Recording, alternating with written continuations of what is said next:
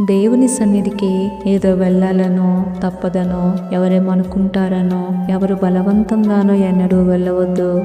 ఆయన సన్నిధిలో కూర్చునవద్దు. ఆయన సన్నిధికి నువ్వు ఎప్పుడు వెళ్ళినా సంతోషంగా వెళ్ళము, స్తుతి కీర్తనలు పాడుకుంటూ వెళ్ళము. అది నీకెంతో మంచిది. ఎందుకంటే దేవుని సన్నిధికి వెళ్ళేవారన్నా ఆయనను స్తుతించేవారన్నా ఆయనకి ఎంతో ఇష్టము. కనుక ఆయనకు ఇష్టమైన వ్యక్తులలో నీవు ఉండాలి, నీ కుటుంబం అంతా ఉండాలి. కనుక నీవు మాత్రమే వెళ్ళకుండా నీతో పాటు నీ కుటుంబాన్ని అంతటినీ సిద్ధపరచము. సమయానికి ఆయన మందిరానికి వెళ్ళము. నీకు కావలసిన సమస్త మేలులన్నీ ఆయన సన్నిధిలోనే దాగి ఉన్నాయి. కనుక ఆయన సన్నిధిలో గడిపి ఆయన మేలుల చేత తృప్తిపరచబడి సంతోషించము, ఆనందించము. హల్లెలూయా.